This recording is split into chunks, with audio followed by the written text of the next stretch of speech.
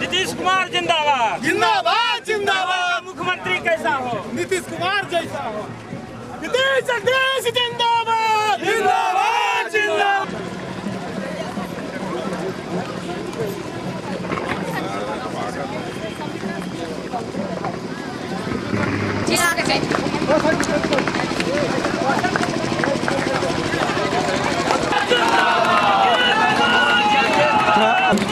कौन हो? जब सीएम आ जाएंगे, सीएम अंदर हो जाएंगे, गेट बंद करा लेना।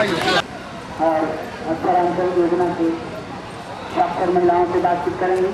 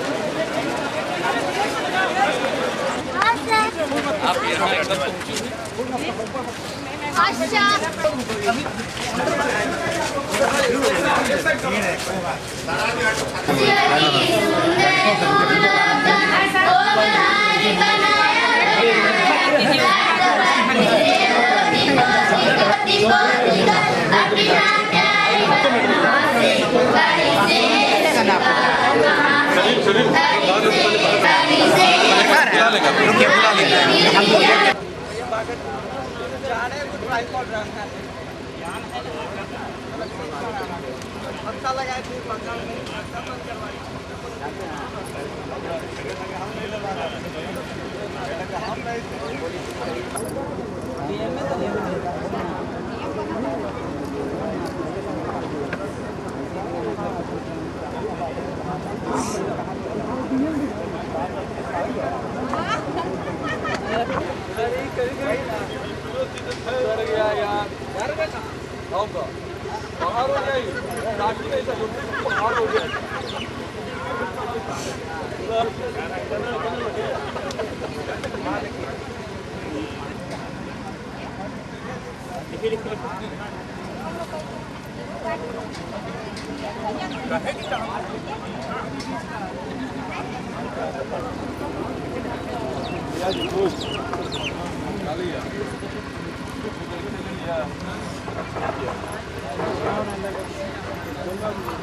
किताब बाहर निकाल दीजिए, किताब का ये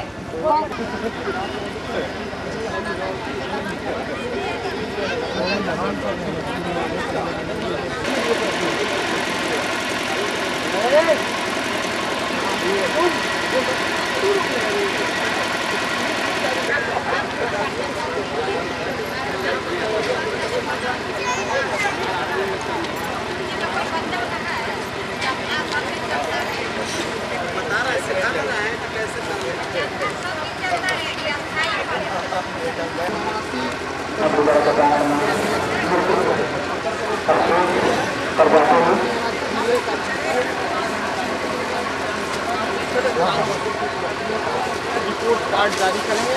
उसके बाद मुख्यमंत्री फॉरवर्ड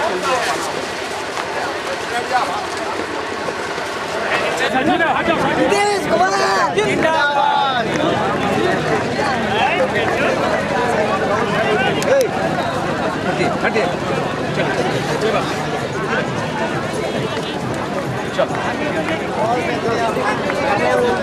वहाँ अच्छे से बढ़ी ना, अच्छे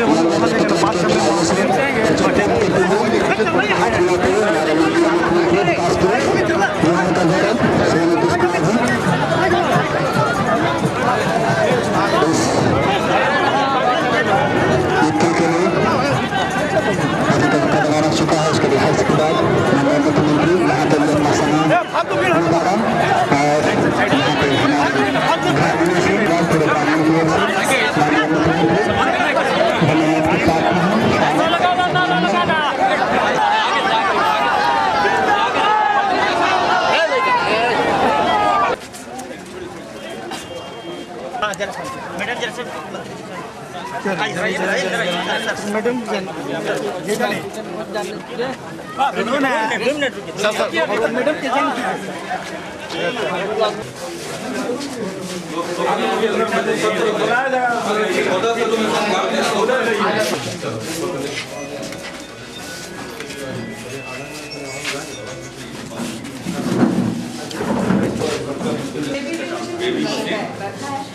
मिल गया।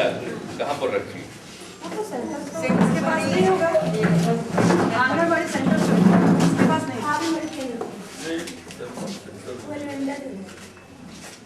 चलिए हो गया ना, आप निकल जाइए।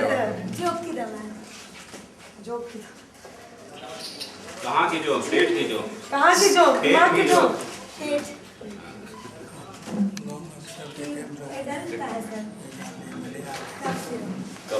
कब सिर्फ खूब बांटते हैं। क्या है? कौन बीमारी है? खांसी ठीक होता है उससे?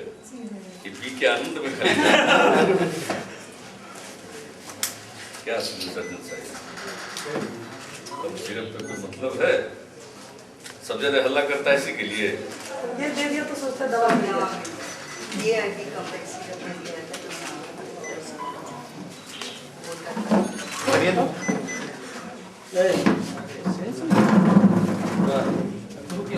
एक जगह नाव अरे ये सब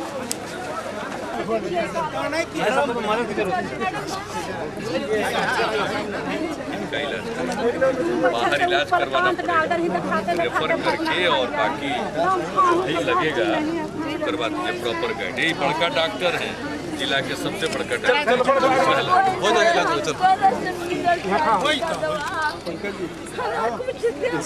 रिहेबिलिटेशन के लिए लेप्रोसी का शिकार है, रिहेबिलिटेशन के लिए आप दवाई भी दीजिए।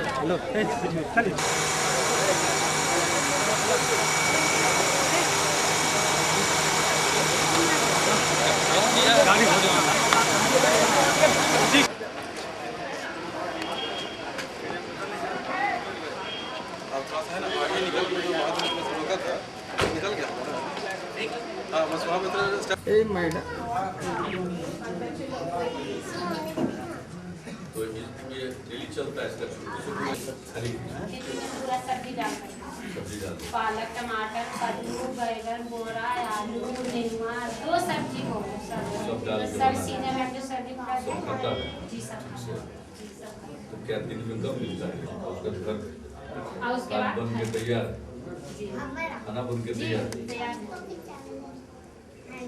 और कोई दिक्कत? बस हमने दिया इनसे, मतलब कपड़े सबके पास ऐसे ही रहते हैं आने के लिए, कोई ड्रेस नहीं। तो जैसे मुस्लिम टोली है, इस तरह की जितनी भी जगह है सब बच्चे सब वही कपड़ा पहन के आते हैं। और गर्मी में तो सर जी जी बिल्डिंग तो बना हुआ है लेकिन बाथरूम का दिक्कत होता है। यहाँ पर बाथरूम चल रहा होगा तो इसमें दिक्कत। आपका क्या पहले स्कूल के बिल्डिंग में नहीं?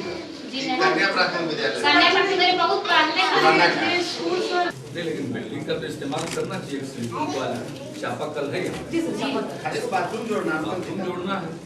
ये इसको ये चिकित्सा करवा दीजिए शौचालय वाले स्कूल।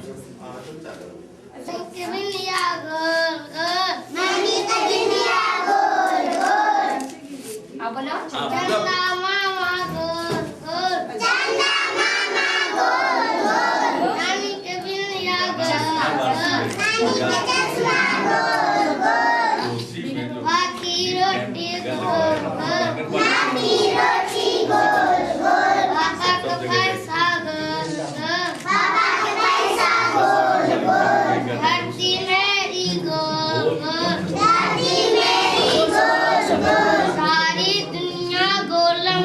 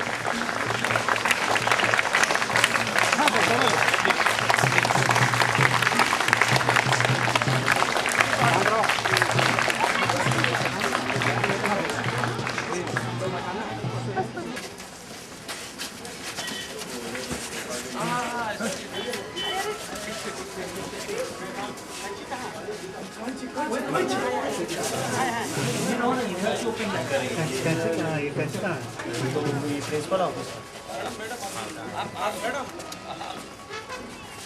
आप अंदर मत घुसिए, अंदर मत घुसिए।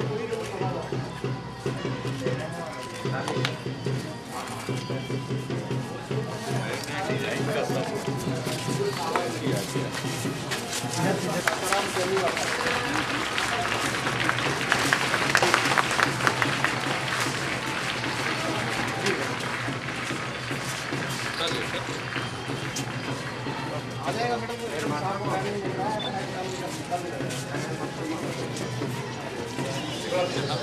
बनाने की कोशिश ठीक किया वाला माला नहीं।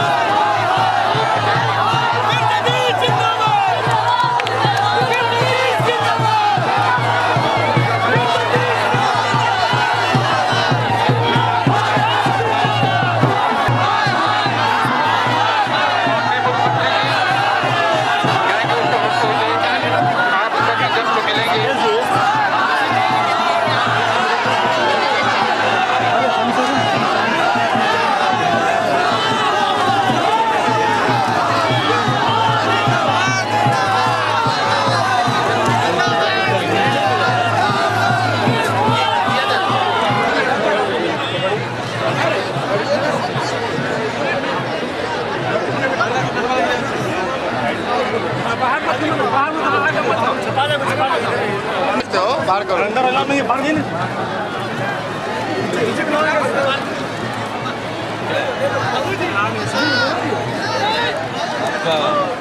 हुआ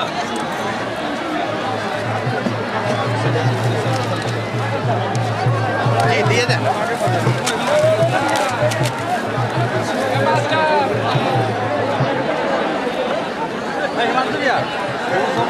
सेम आ गया झंडा कर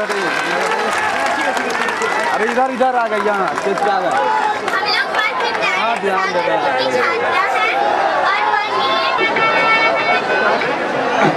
माननीय मुख्यमंत्री महोदय मंच पर पधार चुके हैं। अब मैं आप सभी मान्यवर से अनुरोध करूंगा कि कृपया जोरदार तालियों के साथ स्वागत किया जाए।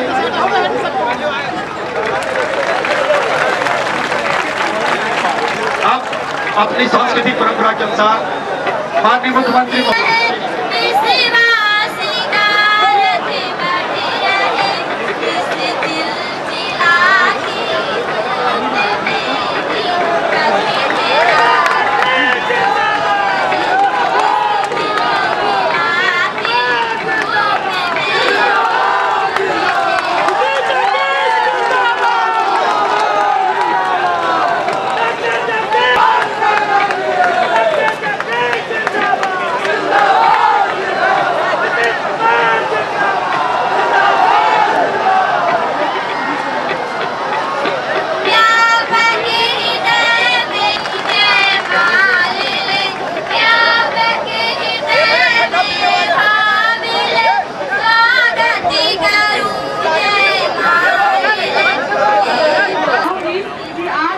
मुख्यमंत्री जी द्वारा हमारे जिला के विकास का 4.5 साल का रिपोर्ट कार्ड जारी किया जाएगा और उसके साथ ही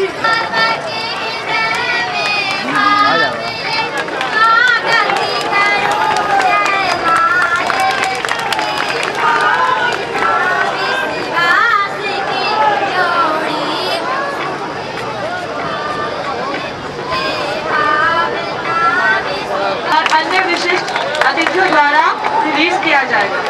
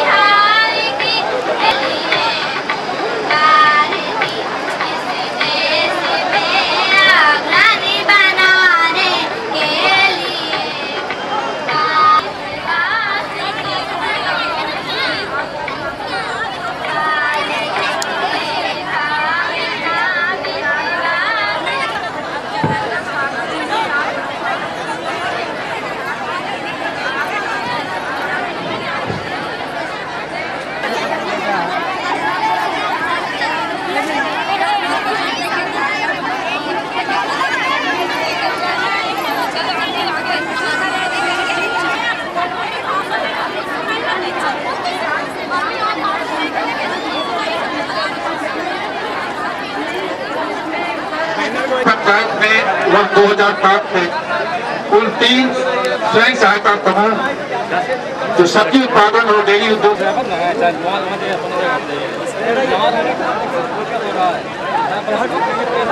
क्या है इसको है क्या कुछ नहीं है बाबू अरे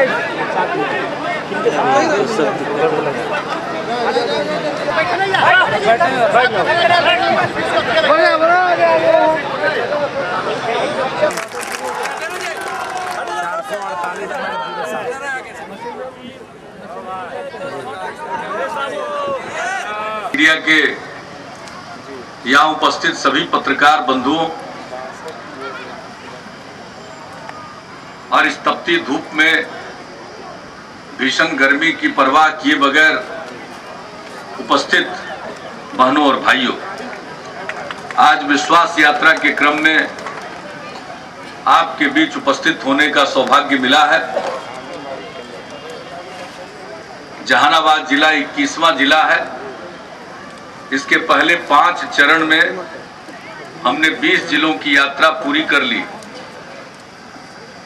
और आज 6ठे चरण में जहानाबाद जिले में आया हूं और इस गांव में आकर मुझे बहुत खुशी हुई है। आप सबसे मिलकर बहुत प्रसन्नता हुई। मैं अनेक जगहों पर अभी गया, हमने उत्प्रेरण केंद्र भी देखा, इक्किल भी गया, वहां उत्प्रेरण केंद्र भी देखा। अन्य गतिविधियां जो संचालित हो रही हैं, आंगनबाड़ी केंद्र, स्वास्थ्य उपकेंद्र, फिर यहां भी मध्य विद्यालय में बिहार केसरी स्वर्गीय डॉक्टर श्री बाबू की प्रतिमा के अनावरण का भी अवसर मिला। मैंने बहुत स्कूलों का भ्रमण किया है। अब छुट्टियां हो गई है। मैंने अधिकारियों से कहा है कि अब नाहक उनके छुट्टी में खलल न डालें, लेकिन मैं देख रहा हूं कि अंजनी बाबू जो हमारे शिक्षा सचिव हैं, उनके आदेश का यहाँ किसी ने पालन नहीं किया है। यहाँ फिर भी बच्चों को मैंने देखा, बच्चियों को देखा। हम निकले ही हैं इसके लिए कि हम अपने सरकार के काम काज की समीक्षा करना चाहते हैं। जमीन पर क्या हो रहा है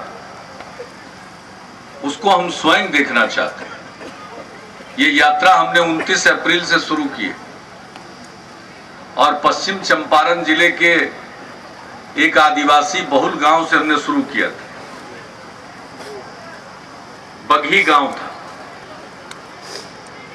आपकी सरकार आपके द्वार जैसे सिकरिया में चल रहा, उसी तरह से वहां भी चल रहा। उसके बाद हम गए थे पूर्वी चंपारण में बड़हरवा लखनसेन गांव। वहां गांधी जी महीनों रहे थे। जब चंपारण में काहे के लिए हल्ला कर रहे हो यार? न हुआ परीक्षा में पास नहीं किया तो हाय हाय कर रहे हो। आए हम ही को बुत्ता पढ़ाने के लिए। चुप रहो, बात कर रहे हैं गांधी जी का, तो हाय हाय कर रहे हो।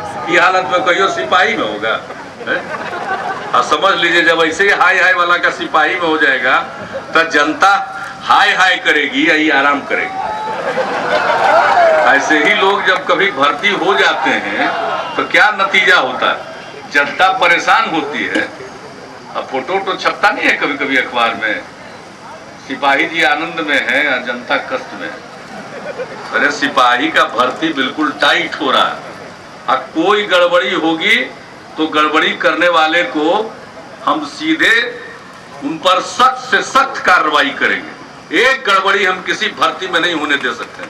आई तो सिपाही है, सरकार के सिपाही की भर्ती होगी, इसमें कहाँ गड़बड़ी होगा? नया नियम से वहां अगर कोई गड़बड़ी आपको लगता है उसकी शिकायत है, सिपाही जी कुछ मत करिए, छोड़ दीजिए, वो अपने थक के चला जाएगा। चिंता कर रहे हैं, छोड़ दीजिए। सब लोग, हजारों लोग सुनना चाहते हैं और 10-20 लोग नारा लगा के समझ रहे हैं अखबार में असल खबर छप बनवाने के लिए आया। और सब जहानाबाद के पेज पर छाप दीजिएगा, समझे ना? जन दिए कोई नहीं। अच्छा, नारा लगा रहा मुख्यमंत्री के सभा में तो छपेगा नहीं। कम होशियार है, सबको मालूम है कि जहाँ अखबार के लोग वहीं चलो, 2-4 नारा लगा दो, अखबार में खबर छप जाएगी। ये संतोष तो लेने देना चाहिए कम से कम, काहे कि नौकरी तो तभी मिलेगी जब उसका टाइट परीक्षा पास करेंगे, तभी मिलेगी। परीक्षा भी होगी या फिजिकल भी होगा, तभी मिलेगा। उसमें कोई गड़बड़ी नहीं हो सकती, किसी प्रकार के गड़बड़ी की गुंजाइश नहीं। अब मुख्य सचिव यहाँ पर बैठे हुए हैं, एक गड़बड़ी, यहाँ हमारे एडीजी पुलिस के बैठे हुए हैं, आईजी बैठे हुए हैं हमारे, एक गड़बड़ी होने नहीं दी जाएगी, इतना निश्चिंत रहिए। चूंकि 4 गो नारा लगा रहा था तो आपको भी जानना चाहिए। अब जब गड़बड़ी नहीं होगी या ऐसे भी परीक्षा होगा तो मान लीजिए कि 10,000 आदमी बैठेगा और 2,000 आदमी का चयन होना, तो 2,000 का ना होगा, 8,000 तो छंटिए जाएगा। तो हमेशा छंटने वाला ज्यादा रहेगा और जो पास करेगा वो कम रहेगा। तो छंटने वाला जहां जाएंगे वही कहेगा बहाली मुर्दाबाद, पुलिस बहाली मुर्दाबाद। तब पुलिस बहाली मुर्दाबाद कर रहे हो तब बहाली में दरखास्त देने का के लिए गए थे, पहले से मुर्दाबाद किए रहते। अरे तो दिए हैं तो पूरा दौड़िए। आपसे भी ज्यादा तेज दौड़ने वाला कोई आ गया होगा, आपसे भी ज्यादा तेज लिखने वाला कोई आ गया होगा। तो बहनों और भाइयों, हम बात दूसरा कर रहे थे। जब पूर्वी चंपारण में हम गए थे बड़हरवा लखन से, तो गांधी जी 1917 में जो आए थे चंपारण में नीलहों के खिलाफ आंदोलन करने के लिए, तो उस गांव में रहे थे, स्वयं गांधी जी उस गांव में रहे थे और वहीं पर उन्होंने पहला स्कूल खोला था जो बाद में बुनियादी विद्यालय कहलाया। प्रदेश भर में खुला, अन्य जगहों पर भी खुला। तो हम हर चीज को, कैसे स्कूल चल रहा है, कैसे आंगनबाड़ी सेंटर चल रहा है, केंद्र चल रहा है, किस तरह से हमारे और काम हो रहे हैं, जन वितरण प्रणाली का, स्वास्थ्य का। एक दिन हम चले गए देखने ब्लॉक का काम कैसे चल रहा है, अंचल का काम कैसे चल रहा है। बेगूसराय में नाव कोठी एक जगह, तो वहां का ब्लॉक का, अंचल का हम निरीक्षण करने चले गए कि लोग कागज कैसे रखते हैं, जरा देखें। तो जहां तहां किसी तरह से कागज रखा हुआ था ब्लॉक में, तो देखेंगे नहीं तो उन लोगों की कमी कैसे समझेंगे।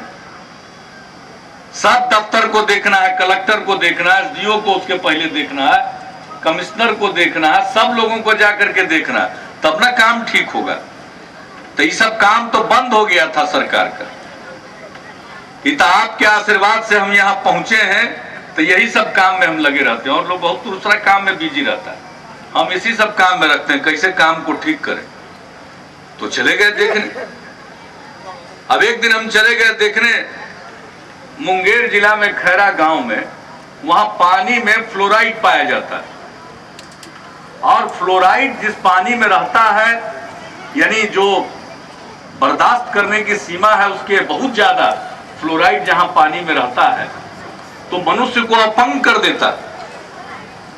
हम वहां गए, सैकड़ों लोग अपंग थे, मैंने देखा। और जब हम वहां पहुंचे तो फ्लोराइड को हटाने का प्लांट वहां पर लगवा रहे हैं हम लोग। एक छोटा सा प्लांट लगा था, उसका हमने उद्घाटन किया और एक बड़ा प्लांट खड़गपुर के पास पड़ता है, खड़गपुर के झील से पानी ला करके और उसको साफ करके वो घर घर तक पहुंचाने की योजना पर काम शुरू करने के लिए गए थे। वहां के लोगों ने कहा कि अपने टाइम में करा दीजिए, अपने टाइम में करा दीजिए। मैं देखकर भाव विह्वल हो रहा था, लोगों का इस तरह विश्वास। सैकड़ों लोग, जब फ्लोराइड हमला करता है शरीर पर, उसके चलते जो कीड़ा उसका होता है उससे बनता है और वो आदमी के, जिसको कहिए कि नर्व पर हमला करता है। कितने लोगों की रीढ़ की हड्डी बेकार हो चुकी है। यानी सब हम देखें, हम इस तरह की परिस्थिति को देखने जाते हैं। कहां का क्या हुआ। एक दिन हम भागलपुर में गए और वहां पर एक धरहरा गांव के बारे में पता चला कि जब गांव में बेटी पैदा होती है तो लोग पेड़ लगाते हैं। हमको जब ये जानकारी मिली, मुझको बिल्कुल बहुत खुशी हुई कि ऐसा गांव है, हम वहां जरूर चलेंगे। और उस गांव में हम गए।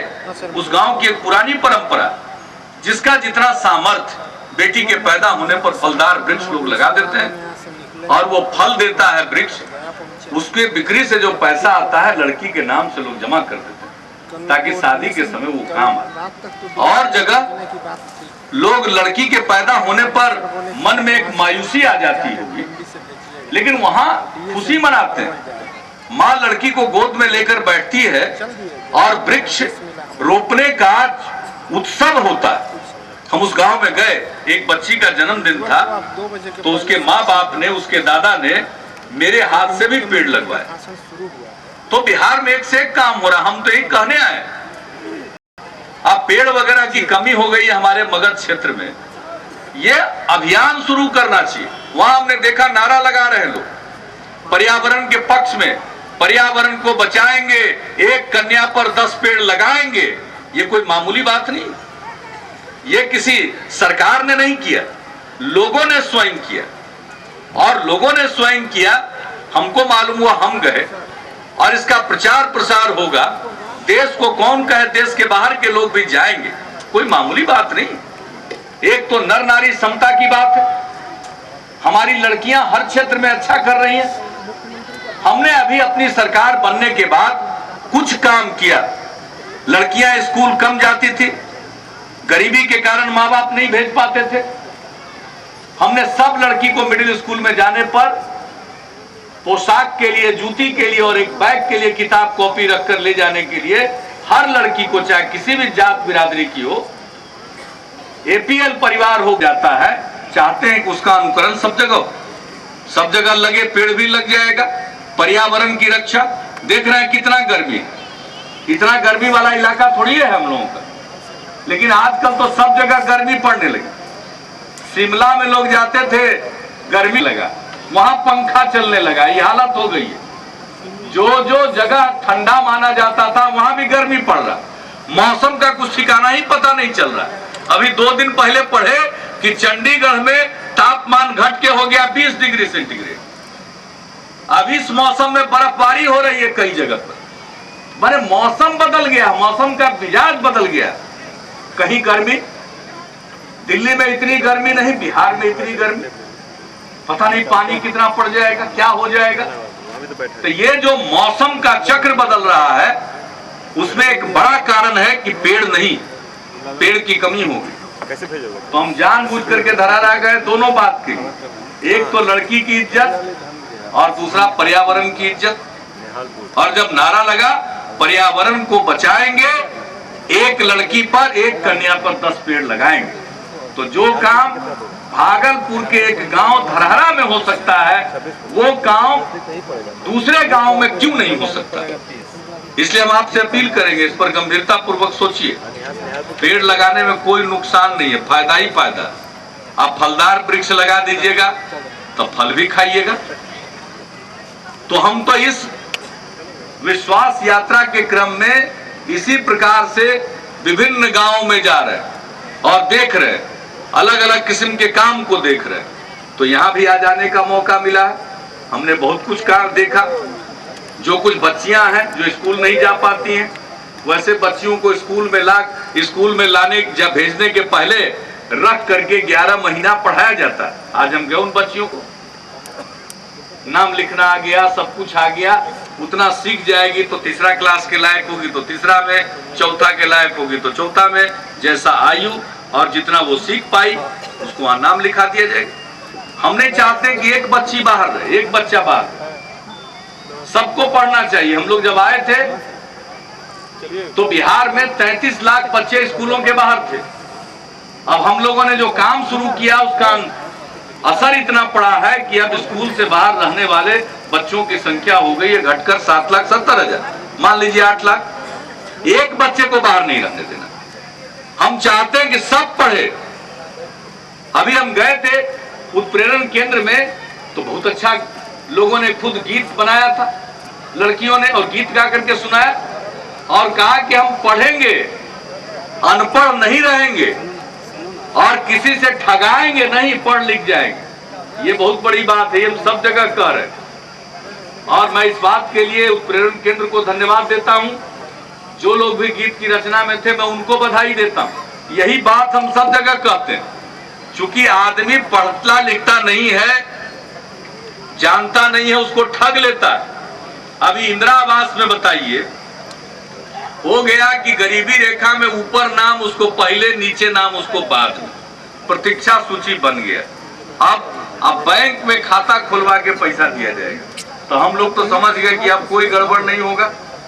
लेकिन घूमते हैं तो पता चलता है कि बीच में कमीशन खा जाता, ठग ले रहा, कहीं 3000 बोल रहा, कहीं 4000 बोल रहा, कहीं 5000 बोल रहा।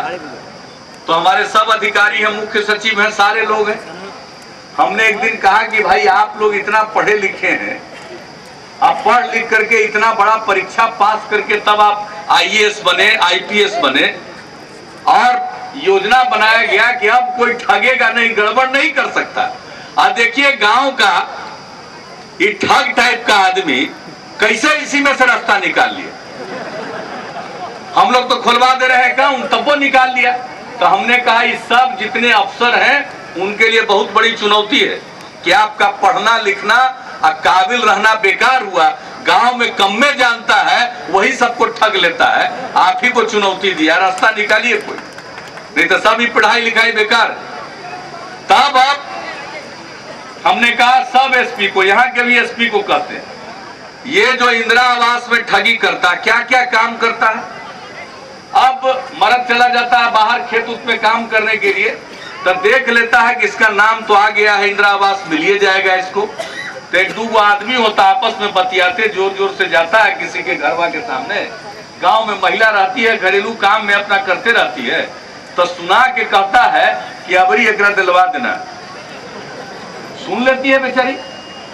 तो जब मर्द आता है बाहर से तो बताती है कि फल्ला फल्ला बतिया रहा था कि अब इसको दिलवा देना है। तो बेचारा गरज में, उसको घर नहीं है, चला जाता हुआ आदमी के घर पर, तो कहता हाँ दिलवा तो जरूर लेंगे, लेकिन थोड़ा बहुत खर्चा बर्चा होगा। अब वहीं से वो ठगा जाता। तो अगर पढ़ना लिखना जानेगा तो कोई ठगेगा, इसलिए हम पढ़ाई लिखाई पर जोर दे रहे हैं। SP साहब को सब जगह हम कह रहे हैं, इस तरह का ठग और दलाल है उसको पकड़िए, और खाली पकड़ के उस पर FIR नहीं करना, या FIR करके खाली पकड़ नहीं लेना, बल्कि जांच पड़ताल करके उस पर जल्दी से जल्दी चार्जशीट करना है, अदालत में दरखास्त लगाना है कि इसका सुनवाई जल्दी कर लिया जाए। जैसे अपराध के मामले में तेजी से सुनवाई हुई, 4.5 साल में 47,000 आदमी को सजा मिल गई, कानून का राज कायम हुआ, उसी तरह से ये ठग, बेईमान, घूस खाने वाले को, कमीशन खाने वाले को, सब पर मुकदमा चला के उनको बढ़िया से अंदर करवा देना है, ताकि वो सब दिन के लिए सबक सीख जाए। और हम लोगों ने कानून भी बना लिया, जो पैसा कमा करके सरकार का धन लूट करके आलीशान मकान बनाते हैं और संपत्ति अर्जित करते हैं, सोना का ईंटा खरीद लेते हैं, क्या क्या नहीं करते हैं।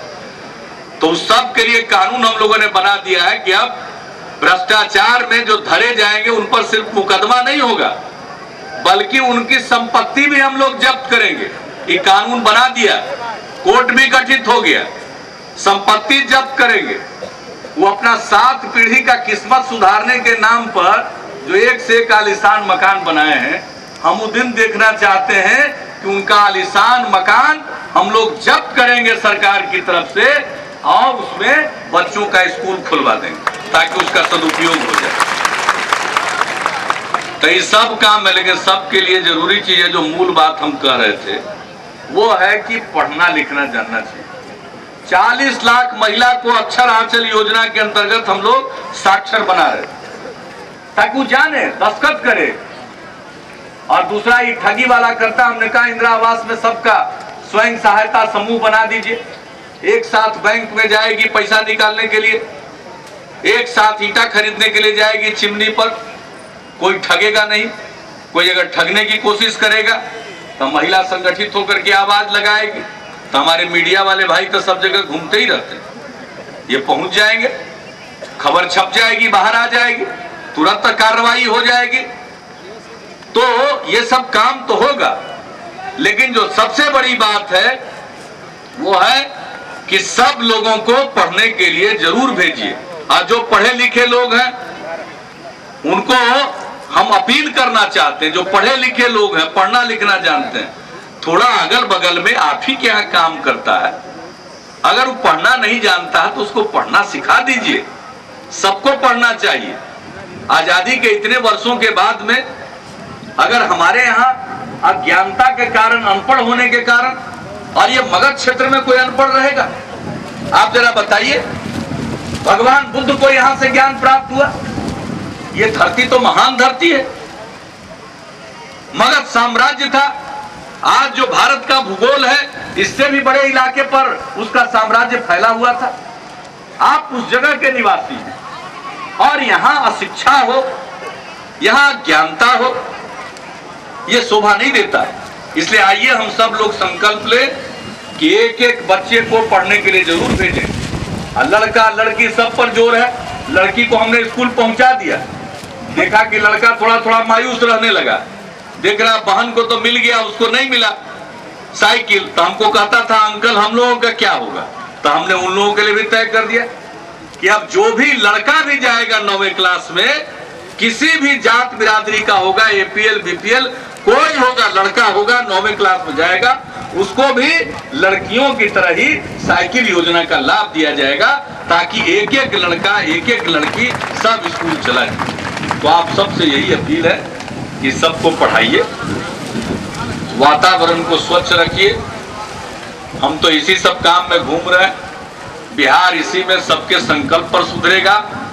पहले बिहार की चर्चा होती थी नरसंहारों के चलते, आज बिहार की चर्चा विकास के चलते होती। पहले लोग जात पात की बात करते थे, आज सब बिहारी होने की बात करता है। ये बहुत बड़ा परिवर्तन आया है और इसी के चलते आज देश के दूसरे हिस्से के ही नहीं, देश के बाहर के लोग भी बिहार की तरफ आ रहे हैं, देखते हैं, जानना चाहते हैं, हमसे पूछते हैं क्या किया आपने, हमसे उद्घाटन कराया। 4.5 साल बीता है हमारे कार्यकाल का और इसमें जहानाबाद जिले में ही उसका रिपोर्ट कार्ड जारी किया गया। 4.5 साल में हमारी सरकार ने क्या किया। सामाजिक क्षेत्र में यानी शिक्षा हो, स्वास्थ्य हो, कल्याण हो, इन सब क्षेत्रों को मिला करके 266 करोड़ रुपए व्यय किए गए इस जिले में। अकेले जहानाबाद जिले में सिर्फ सामाजिक क्षेत्र में 266 करोड़ और बुनियादी ढांचा, सड़क पुल पुलिया वगैरह के निर्माण, सिंचाई, इन सब चीजों के लिए इस जिले में खर्च किया गया है 498 करोड़ 58 लाख, मतलब लगभग 500 करोड़। तो 500 करोड़ रुपया तो खर्च हुआ बुनियादी ढांचा पर, 266 करोड़ रुपया खर्च हुआ है इस जिले में सामाजिक प्रक्षेत्र में, जिससे हम कहते हैं न्याय के साथ विकास, सबका विकास। जब तक हम कोई कुछ कारखाना खोल दें, इससे सिर्फ विकास नहीं होगा। जब तक मानव का विकास नहीं होता, मानव संसाधन का विकास नहीं होता, इंसान की तरक्की नहीं होती, तब तक उस विकास का कोई मायने नहीं है। इसलिए हमारी सरकार कोई बात का जवाब नहीं देते, अपना काम करते रहते। आपने हमको चुना है काम करने के लिए, तो हम काम करें। हमको तो अभी काम करना है, बाकी लोगों का तो खाली बोलने से काम चल जाएगा। लेकिन हम तो जुबान से सिर्फ बोलेंगे तो आप भी समझिएगा कि ये भी वैसा ही निकला। इसलिए हम जुबान से कम बोलना चाहते हैं, हम अपने काम से बोलना चाहते हैं, अपनी सरकार के काम से बोलना चाहते हैं। आज समाज में शांति है, ये सबसे बड़ा परिवर्तन है। आदमी को सबसे पहले चाहिए सुकून, शांति, सुरक्षा। आज वो हम लोगों ने दिया। दूसरा, अब आने जाने के लिए सड़क बनना शुरू हो गई। हम मानते हैं सब सड़क नहीं बने, अभी बहुत बनेगा और बनेगा, अभी बहुत पुल बनेगा। मोर बियर का निर्माण किया जाएगा, बांध का निर्माण भी किया जाएगा। फिर कचनामा बियर का निर्माण होगा, बांध का भी निर्माण होगा। मोरहर नदी पर संबंध बिगहा ग्राम के पास संबत बिगहा बियर निर्माण योजना, उसको भी हम लोगों ने स्वीकृति दी है। फिर हम गए थे इक्किल, इतना बड़ा मैदान है, वहां बड़ा टूर्नामेंट होता रहता है, तो इसलिए वहां पर जो फुटबॉल ग्राउंड है, वहां पर स्टेडियम का निर्माण कराने का हम लोगों ने तय किया। और फिर मखदूमपुर से सागरपुर यहाँ आने के लिए कचनामा के पास दरधा नदी पर पुल का निर्माण करवाया जाएगा। और फिर सागरपुर में अतिरिक्त प्राथमिक स्वास्थ्य केंद्र के भवन का निर्माण किया जाएगा। ये तो कुछ योजनाएं हैं जिसके बारे में यहाँ आने के पहले हम लोगों ने फैसला ले लिया है, तो हमने सोचा आपको बता दें। और भी कई योजनाओं पर अभी रामाश्रय बाबू का भी फोन आया, वहाँ थे, लेकिन वाकई अभी पूरे तौर पर स्वस्थ नहीं हो पाए हैं। आपको मालूम है वह स्वस्थ हो गए थे, दिल्ली एक मीटिंग में गए थे ऊर्जा विभाग की, ऊर्जा मंत्री के साथ वही कहेंगे इसको हम प्यासी रहने देना नहीं चाहते। आपको आने में 12 मास कोई दिक्कत नहीं हो, किसी समय आ जाइए, इसलिए आवागमन को भी हम लोग दुरुस्त करेंगे और स्वास्थ्य सेवाएं भी आपकी ठीक हो जाए। और बिहार भर के लोग जब खेलने कूदने के लिए और टूर्नामेंट में यहाँ आते हैं तो यहाँ पर एक अच्छे स्टेडियम का भी स्किल में निर्माण किया जाए। तो मैं दोनों जगहों पर गया, मुझे बड़ी खुशी हुई। और फिर से मैं किन शब्दों में आपके प्रति आभार प्रकट करूं, आपको धन्यवाद देने के लिए मेरे पास शब्द नहीं है।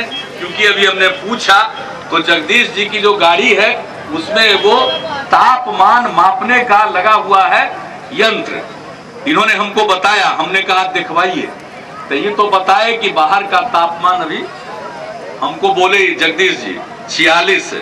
तो ये सब तो बिहार के लिए ये तापमान तो बहुत ज्यादा है। तो इस स्थिति में आप डटे रहे तो आपको और ज्यादा रोकना मेरे लिए संभव नहीं है। अब हम आए हैं पहली बार, इसका मतलब है कि आखिरी बार नहीं है। फिर आप मौका दीजिएगा, फिर हम आपके बीच में हाजिर होंगे और ये सब काम शुरू होगा।